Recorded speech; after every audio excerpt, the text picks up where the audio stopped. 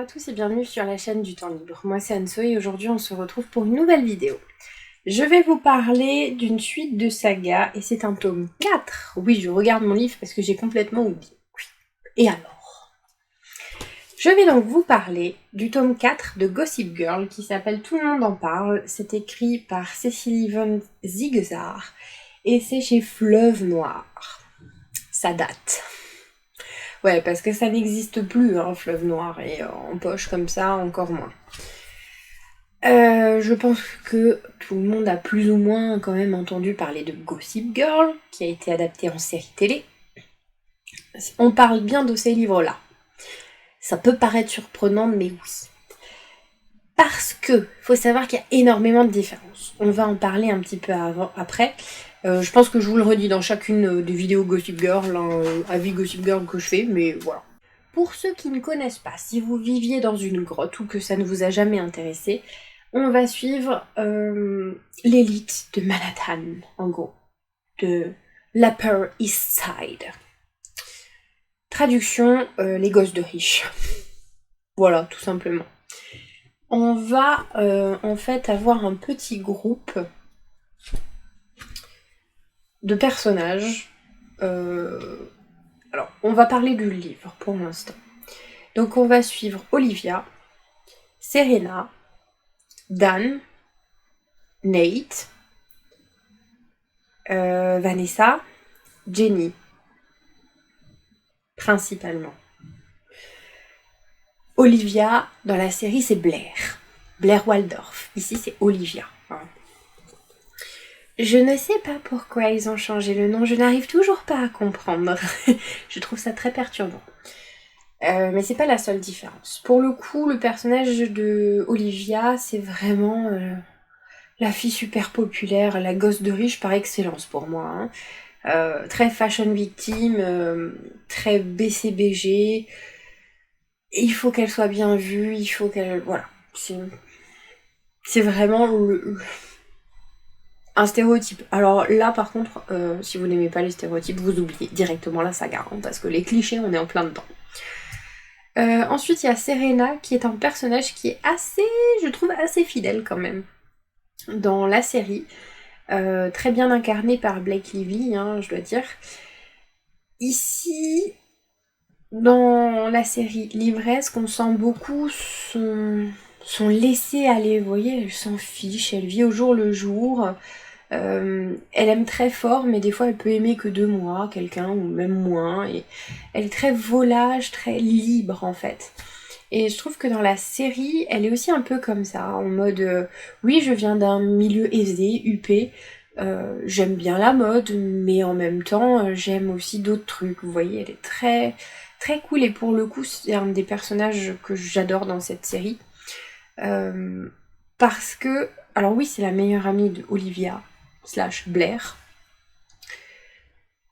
Et c'est vrai qu'elles ont des points communs, mais en même temps elles ont tellement de différences. Alors leur amitié, moi j'accroche pas vraiment parce que j'aime pas le personnage d'Olivia Blair. Hein. Mais c'est vrai que Serena, je trouve qu'elle a un petit truc... pas un peu baba cool, parce que c'est pas vraiment le cas, mais très, très libre, très volage en fait, c'est vraiment ça. On suit Nate aussi, qui pour moi est pas du tout fidèle.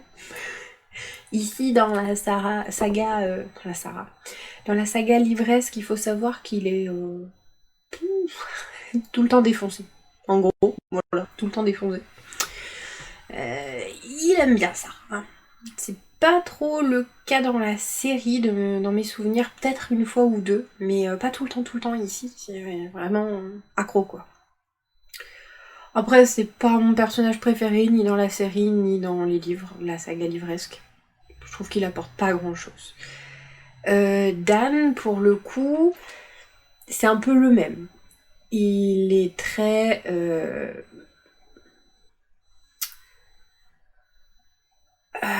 il adore la poésie, mais les trucs très dark, et il est un peu... Il va à l'encontre de tous les autres.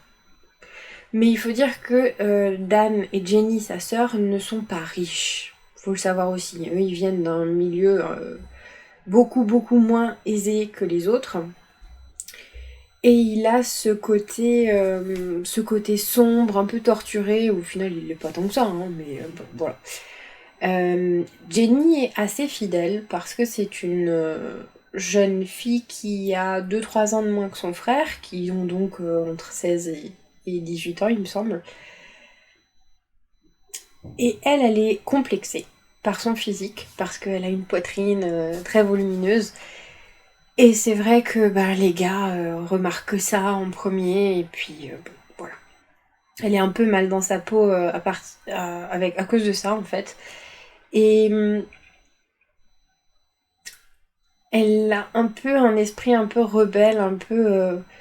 elle aime bien braver certaines choses, mais surtout dans la série en fait. Là, pour l'instant, en tout cas dans ce tome 4, elle a pas le même état d'esprit que dans la série, dans mes souvenirs. Hein. Après, je vous avoue que j'ai jamais regardé la série jusqu'à la fin. Au bout d'un moment, j'en pouvais plus. C'était, il me semble, la dernière saison, mais je pouvais plus. Il y avait un moment où Blair, elle avait trois mecs qui étaient fous red dingue d'elle et elle arrivait pas à choisir. J'ai fait, non, c'est trop. Là, c'était plus possible. Et le personnage qui change le plus, c'est Vanessa. Vanessa, dans la série, elle est super jolie. Elle est super simple, elle a la même passion, il me semble, pour le cinéma et tout. Mais elle a pas un look décalé, alors que là-dedans, limite, elle est punk rock. Hein. Elle est chauve. Elle est chauve. Et elle a ce look un peu presque gothique, entre guillemets.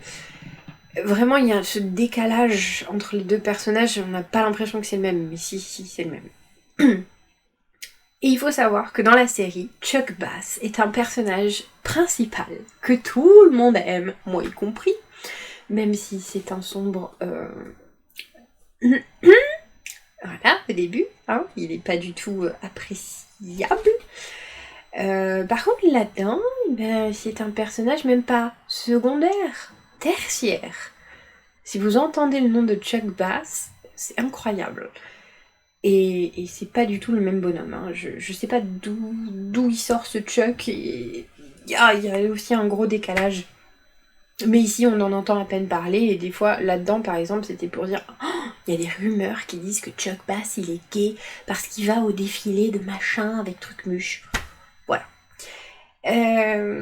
Donc, Gossip Girl. Je vous ai parlé un peu des personnages, mais en fait, on va suivre la jeunesse dorée de Manhattan. Oui, ok.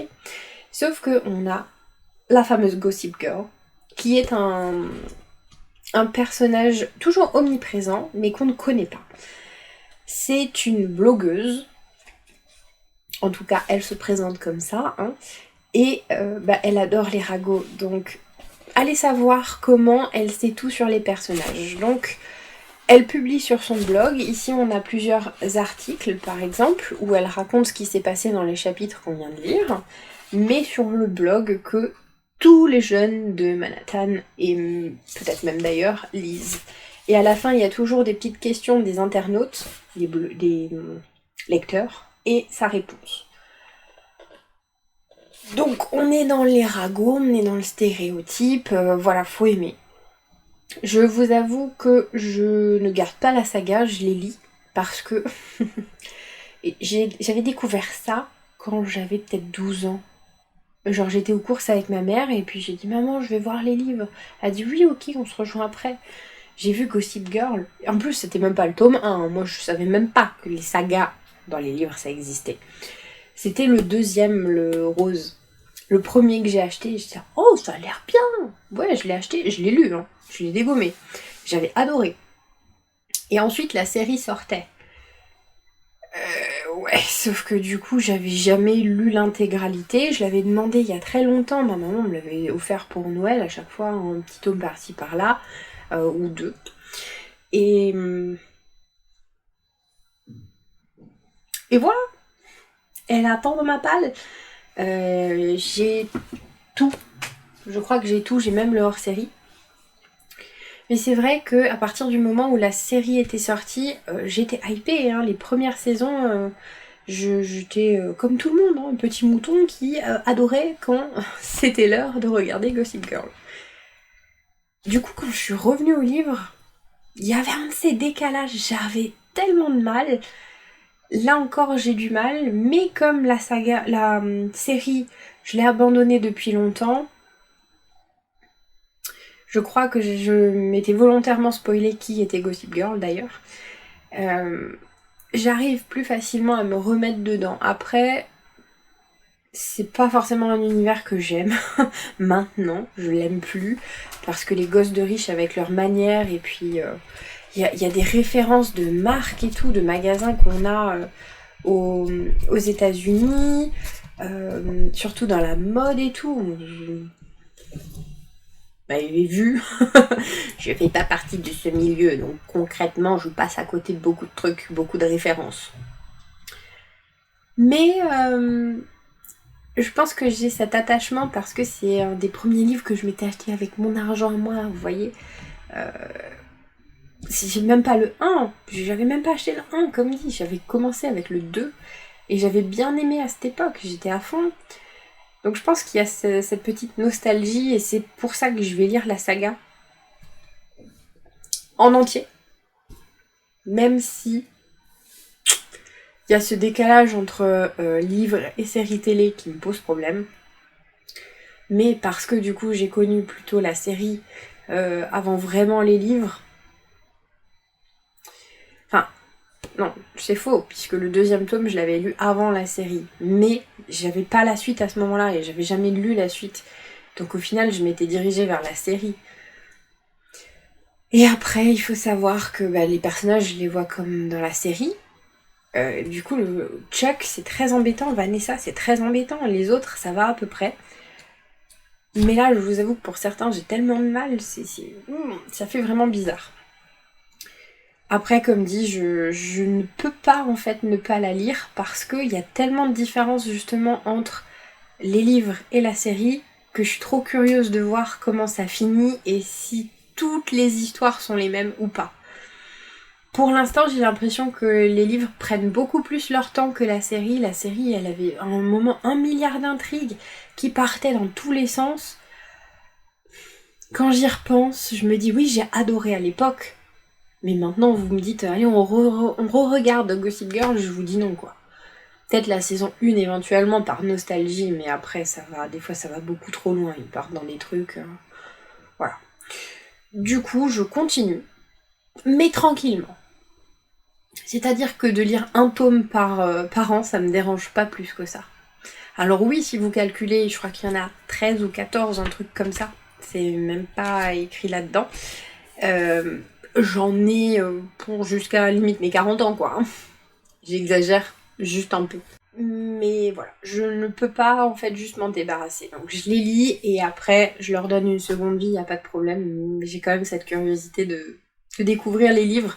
Même si, comme dit, je passe pas le meilleur des moments, hein, mais ça se laisse lire. Et par contre, oui, aussi, on sent que ça a vieilli. On sent que ça a vieilli, et puis tous ces clichés, il y a des problématiques quand même qui sont assez incroyables. Mais bon, je sais ce que je lis. Sur ce, je vous remercie d'avoir regardé la vidéo, je vais l'arrêter là. Et je vous dis à une prochaine pour une nouvelle vidéo. Bye!